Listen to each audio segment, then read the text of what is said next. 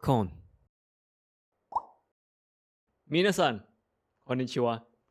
My name is Jason Chan and welcome back to my channel. In this video, I'll be showing you a breakdown of how I turned Wanbin Lee's illustration of Reze from Chainsaw Man into 3D.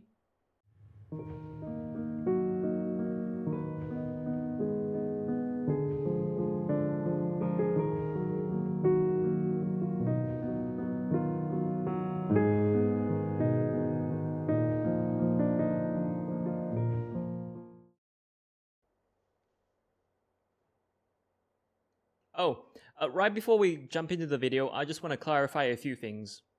This is not a YouTube tutorial, but more of a breakdown. The point of this video is not for you to replicate my work, but to learn from it. And you should really do something creative that you like. For people who are curious, I only have a laptop and a drawing pen tablet. You don't need a beefy desktop computer to make good 3D art. And let's be honest, computers are too expensive nowadays because of AI. And for those who are curious, this project took me less than 1 month to make, whilst I was multitasking on different things.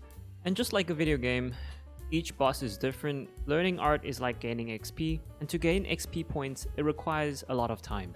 It took me 12 years to get to where I'm at right now. So remember to take care of yourself, take a break, don't look at the amount of time it requires you to, achieve a certain level. You don't want to burn yourself out. Getting a 3D software can be expensive. The fortunate thing is that everything can be done within Blender. I just decided to use my own softwares. So I have Zbrush for sculpting, Blender for Retopology modeling and animating. For UV mapping and UDIMs, I used Maya, but you could totally use Blender and I really don't see a problem with that. For texture painting, I used Substance Painter. You could have also used 3D Code, which I should have done because it's way more hand paint friendly. And finally, for video editing, I used DaVinci Resolve. It's an alternative to Premiere Pro and it's free. First and foremost, finding your own concept. For me, I decided to go with Wanbin Lee's concept. He's an amazing character artist and let's just say he has a lot of eye-catching characters. His reservoir had a lot of emotion and storytelling behind it, and the Chainsaw Man movie was an absolute cinema. After getting permission to use the concept, we move on to sculpting.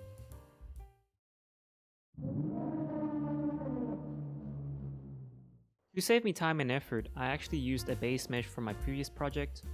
I would not recommend this to beginners who are not good with their body anatomy.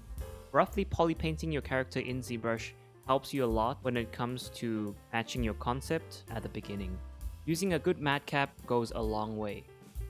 And I recommend any of the Zbrush matte caps if you want to have good results in your poly paint.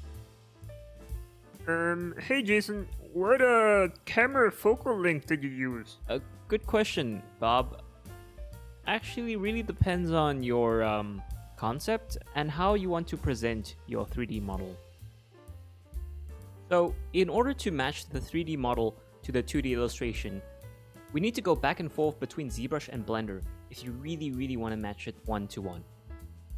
To achieve this, go into Blender with the camera selected. We're going to tick the background images, import your concept into Blender, set the image to front, play around with the opacity using the opacity slider, and then tweak your 3D model until it matches with your 2D illustration. Some might say that this is the most therapeutic part in the 3D pipeline. Retopology takes a lot of time.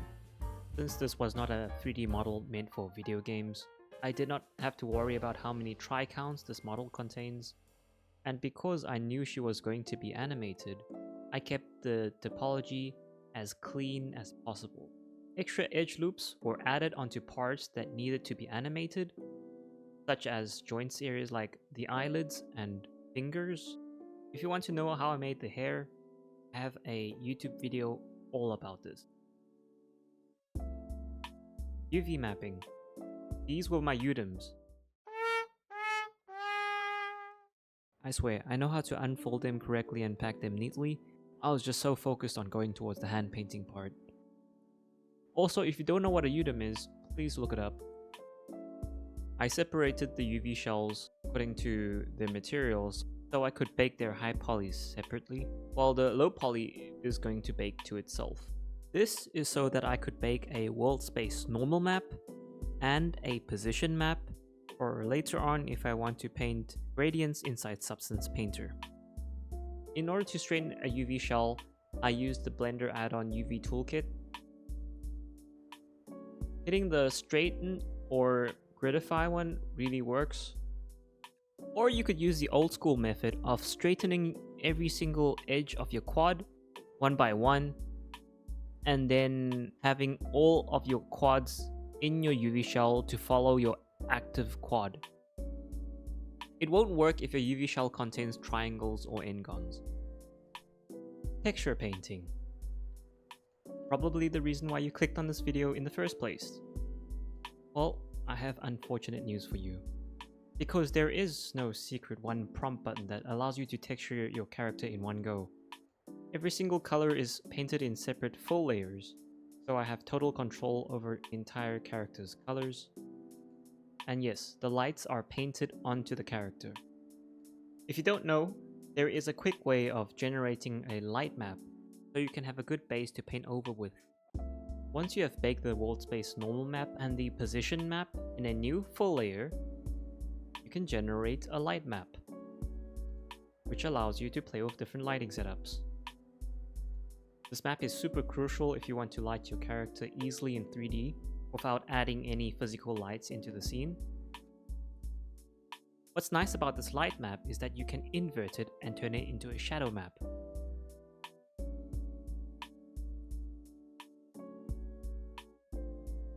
So, if you want your 3D to look more 2D, give it line art. See how big of a difference it makes with such small details. This was my scene in Blender using Blender Eevee, and the line art is actually a separate 3D object. To make this, I'll show you. The only modifier you need is solidify. We're gonna give the arm just a bit of thickness, turn off full so they don't merge together, and turn flip on so you flip the normals, and turn the material offset to 1. Then I'm going to add a new material, make it an emission shader, set the color to whatever you like. Now are you wondering why nothing has changed? Well, the secret is go down to the settings menu and check camera. And done, you have line art in 3D. And then I tweak the mesh so that the line weights look more natural and not uniform.